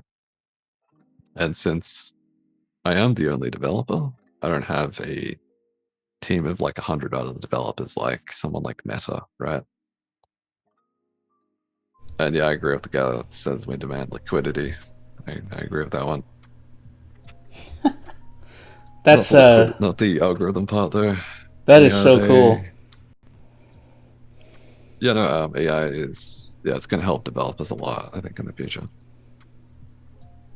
I'm actually at that point now where I'm trying to convert a lot of my stuff into JavaScript, so that I could offer some of the products over at TrendSpider. It's going to be a hurdle, and I was actually talking to the CEO, and he was saying they're actually working on an AI themselves that will specifically translate code into their platform to help developers onboard. And I was like, sign me up, let me play with this thing, because I've dabbled with some stuff, Chat GPT, and it's just not there, as far as Pine goes. But that's minuscule Well, I compared mean, to developing your own. Chat GPT is more or less a interpreter, right? And a language that is close to an interpreter language is Python, right? Which is object orientated, which is close enough to how humans communicate. language and understand things like maths concepts, right? So an AI that is unrestricted, right, is not even matched by the publicly available chat GPT. And I'm not kidding. You can you can tell it to build, like, let's say a marketing agency, right? And it will be able to build a site in under 5 minutes, and it would be able to build all the marketing strategies for you just based on a few interpretive questions it asks you. Like, this is the thing. You can build businesses now without having to hire people, without having to hire advisors. It's going to change a lot. It's going to make the world more efficient. It's also going to make people actually do their jobs now. That's that's a lot to unpack and awesome, and that'll be pretty cool. Like that's wow. I can't really comprehend all that, but what you're saying just sounds super awesome, and I hope you start like a YouTube channel documenting like how you did. Well, not give away the secrets, but that'd be really cool to learn more about that because I can't comprehend having something manage those models like that. Is it I mainly could used for? actually in the future, because given like the AI I've been working on AI, I kind of have made, like, I use predominantly Python, right?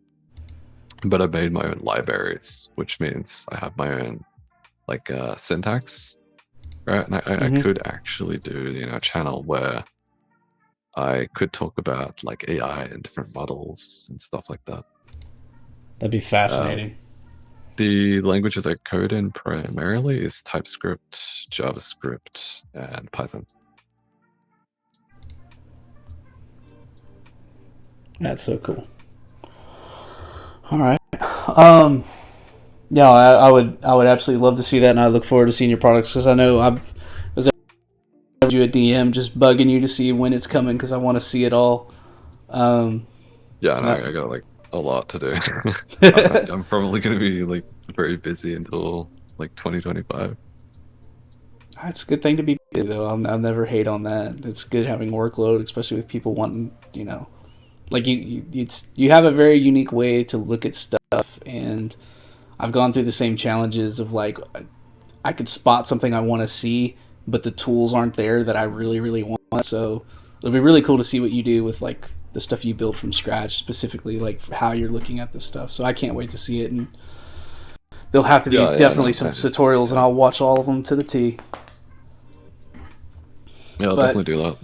I um, think like later when I get a new place, maybe end of year, I can actually have like a nice studio, like it's basically just a room where I can actually do proper sound engineering and make sure there's no like echo, yeah, and yeah, make like good videos and good content, teach what I know as well, that'll be which would awesome. be pretty fun.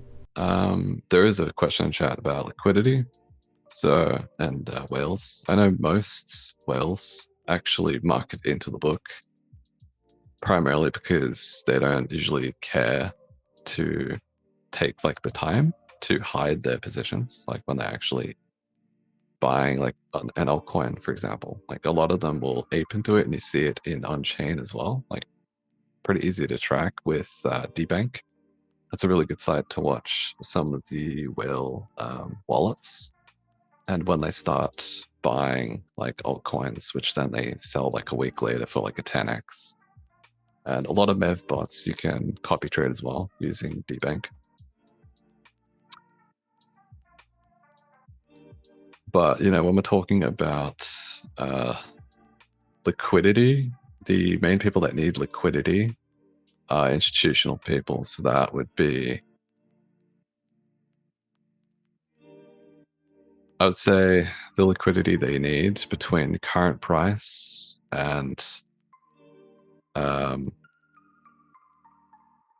it's tricky because they usually have a risk parameter of maximum like 2 to 3%, right?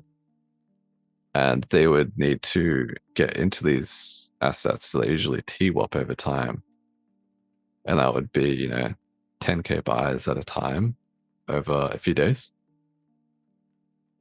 And you can track this in delta because one exchange will have positive delta over a random period, and you can see it in price action. It'll grind up, right, or it'll just go straight sideways. That's cool. Yeah. I've always been trying to teach myself to watch or to be able to spot those just off price action. Um, it's quite hard, but that's cool. Um, One thing I wanted to ask, and I ask a lot of other people, is when you did get started into like your into TA and analysis and stuff like that, like who were the top people that like you researched and looked up to? Yeah, honestly, Cred, Don Alt. I used to read their things in 2019 and watched a few videos. Trader Main is a really good one as well. Cantor Clark is good. Um, Pantoshi, but he doesn't trade really anymore or as much because bear market. And I would say Cold Blooded Schiller is really, really good. There's definitely a few I'm missing, but a lot of the people I interact with, they're all really, really good traders. No, it's a good list. I've when you start the two you started with, Don and Cred. That's Yeah, Cred, he had like the OG oh, he's Medium great. and Google Docs where he would teach people TA and oscillators. I think that was like really good. I always have I that mean, debate. at one point I did actually watch kind of meme, the Carl the Moon guy, and then I kind of realized like these patterns are, no offense, like 80% gambling. It's not based off statistics or Yeah, like probability and like actual modeled out like trading models, right? Which actually make you, a return with like little risk. that's awesome. No, that's thank you for sharing that. That's I often get into this debate with other content creators, and they're wanting to make some videos and stuff like this, and I'm like, why waste your time? And they're like, what are you talking about? And I'm like, you're not going to do a better video than like Craig and them have already put out. Like all their material is so good. Like why do a copy or something on that? It's like go focus on like what you're unique at. You know. Yeah, that's true. I mean, everyone is unique at a certain way of analyzing the market, a certain way of applying the same strategies, right? Yeah. That's what makes them profitable in their way. And also, everyone, ironically, has the same way of profiling risk, which is why you get cascades in the market because stop losses get triggered at the same place, right? And Yeah. when you cannot realize this, is ironically when you start to almost babysit your position when you know it's riskier than you usually take, which is funny in a sense. Mm-hmm. Yeah, someone said Ape Trade or Trading Riot. Yeah, Trading Riot has really, really good articles on pretty much every topic I get asked. Usually, he has written up something. That is one of the ones I've never been able to comprehend is the footprint trading. And I've read his stuff and I read his posts, and that's just one that does not work with You my should try it. brain. It's really good. Like the best strategies in footprint trading, right, is the letter B, which is basically where you see trap delta at lows and trap delta at highs. And that's essentially just people getting blown out of their positions at highs and lows at the extremes of ranges, right? And then you also see people trying to buy, which creates these excess wicks, like these wicks you see around lows and highs. And when you understand that, you develop a really fine principle of identifying imbalances in the market. And that's how I trade most of the time is off these imbalances. Simply He, because I know the the probability price reverses is like 90%. And I know it's probably even higher, like 99%. I won't say 100%, but 99% when there is spot defending my position. That's awesome. He's one of those ones in particular though. The footprint stuff is, I I can tell he has the signal and he can catch the momentum. It's just one of them that doesn't make sense to me. And that was one of the things is like that was one thing I noticed about you is like I was like Askew can see whales and like he can see where they're vulnerable and I'm like I don't understand. Like, when I was first reading your stuff, it's like I don't even know what CVD is and I don't know what he's exactly talking about, but I can tell this isn't just degenerate gambling and it's consistent. It's consistent how you look at stuff. So that was one of the things I was like I'm just going to keep reading these tweets, reading these posts until hopefully I can make sense of it. Because that's how I always cut my teeth with like Josh Olszewicz, how he always has like the Ichimoku stuff, and I was like, I don't know what any of this is. Like this was back in like 2017. I was like, I'm just gonna keep watching his videos until I understand his language, and it pays off eventually. But Yeah, no, it not there yet does. with Abe Trade because I still don't know that one. Yeah, no, you should check out his write-up. There's a guy on Twitter called C2M. He does videos now as well. He's also pretty good at footprint. So for these type of trades that you're looking at for like the 90% probability reversion, like what's the time frame and like the percent moves that you're actually like hunting down? I'm assuming these are scalps for the intraday trading Yeah, or yeah, the scalps. The size of the move is usually like minimum 5%. minimum. Yeah, minimum. Okay. Like you get these heavy imbalances. Like occasionally, I can go and find one.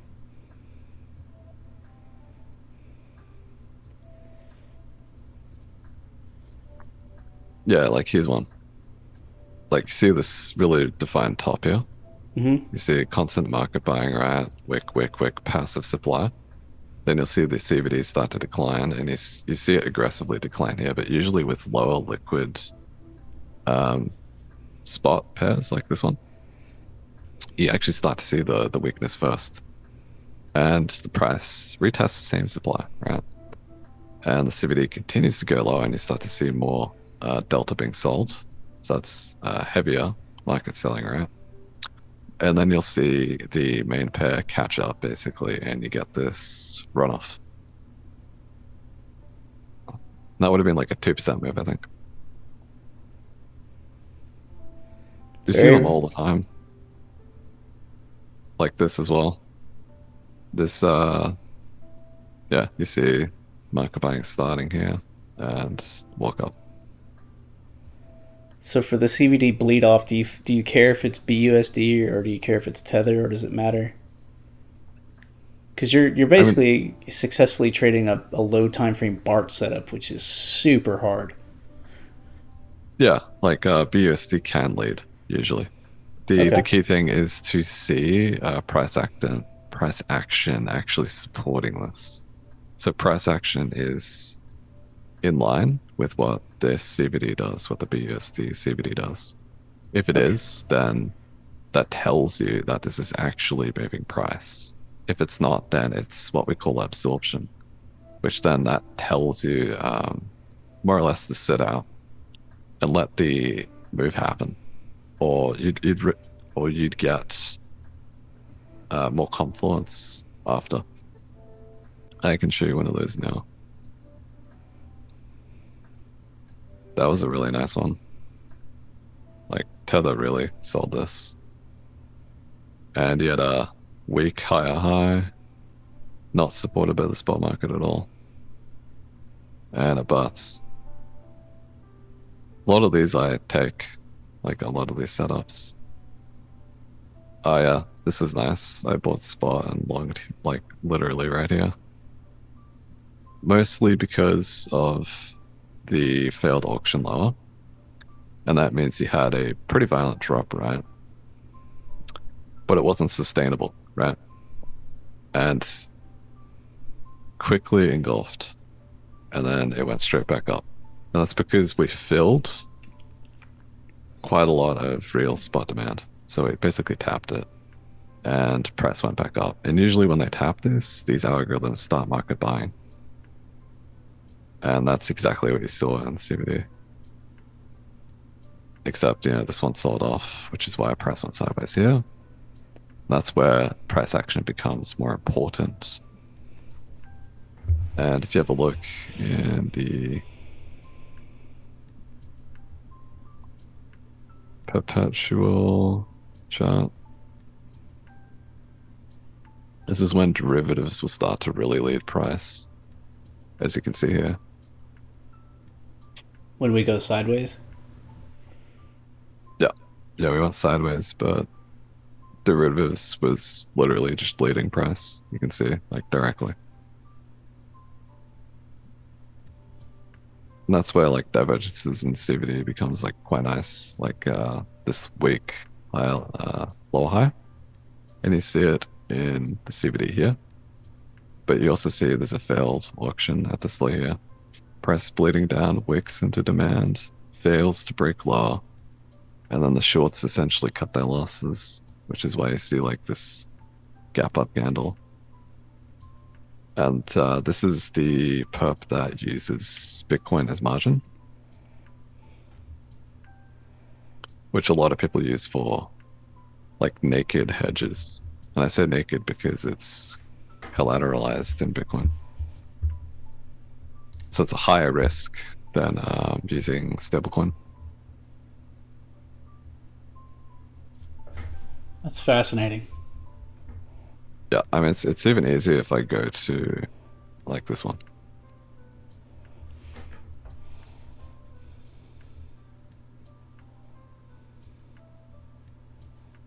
This one is really nice for trends, like super fucking clean. I like this one, like a lot. Yeah, and you can see like the delta print on this low reversion bounce. Same thing here. So what would you look for if you were expecting that to be a successful like major dip down to like low 25s? I would look for primarily see this premium index, right? So I would look for perps to be buying, as in perps longing and spot selling. So that would mean this would be red in the dip with negative delta. And when you see that, that's when price actually crashes like heavily. But when you see like this sell delta really high and you see the premium index actually continue to go lower, that means there's more shorts, like far more. And you often see these big bounces. Could you show us the FTX fallout crash? So I'm wondering if it aligns. You have to zoom way out for that, but yeah, 4 hour. Do you care about for this type of data? Do you care as much about the candle size, candle time frames? Yeah, it would have been this. Yeah. Yeah, look at that spike in shorts. Yeah, that's crazy. Yeah, that's brutal. I mean, Spot was selling that like aggressively. Spot always knows. Yeah.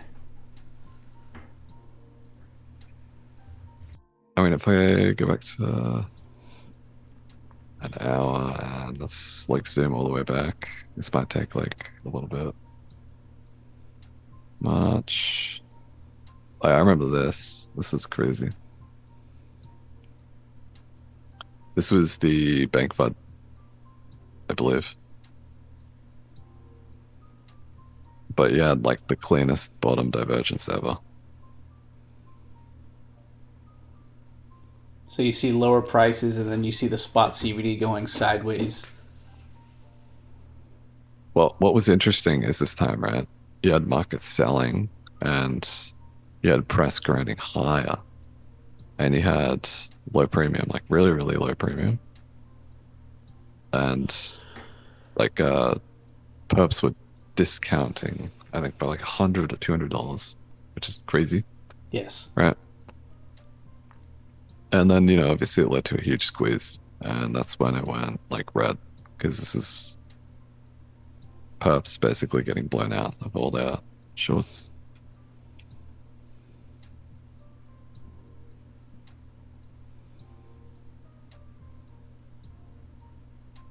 And yeah, you can see MMs when they That's the move that was on spot. So you see the red delta or the red funding. We just lost it. Zoom back in, or it's not populating now. There it is. That red spike. yeah, that's perps. Yeah, that's where my stuff went full out, and the divergence showed they were just bidding the hell out of spot. But your take is that is those they got liquidated and it flipped the book. Yeah, no, this is all driven by spot. I'm so But you I'm see these huge jumps in Delta. That was yeah, spot market buying. That was actually BUSD at the time.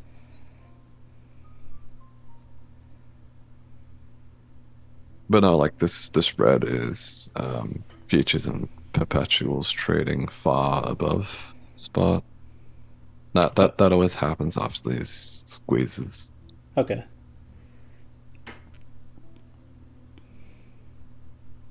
And you see it here too.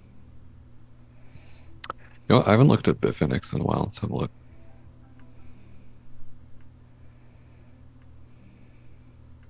Huh. Well, now I know who led that one. But That's those are the pretty ones who've obvious. been. They're the ones that have been just longing the dip forever. The Bitfinex longs just keep going higher and higher. I forgot what that. Yeah, that it was such a meme on crypto Twitter for so long. Those the because you could actually pull the I number of mean, they longs. do that when they're selling spot. That's the thing, though. Okay. So it's like a synthetic long, essentially, synthetic spot long, right? Mm-hmm. They sell spot and they increase their derivatives position because it costs less to manage the margin. How I don't understand that. If you could explain that one. The margin So cost.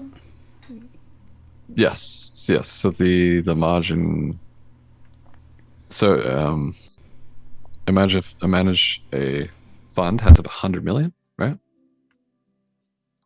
They can spend 10 mil and have the same size using like 10x leverage, right? And because of that factor, they're actually borrowing notionally more, right, than actually providing the real cash for this position. So that's what they do. Okay, yeah, And then that makes sense. basically they average down over time. So they're increasing the amount of cash they're putting in the market, right, for a higher position in the market, which is where position claims come involved in Bitfinex. That's super interesting. Leverage is really just, I mean, how leverage works, right, is you offer in exchange cash. Let's say you offer them 500 bucks, right, and you want to use 5x leverage, right? They would give you a position far more than that 500. It only costs you 500, so you'd get like 50k position for 500 bucks. Or brother, it's 5 times the 500. Understood. That's awesome. Thank you.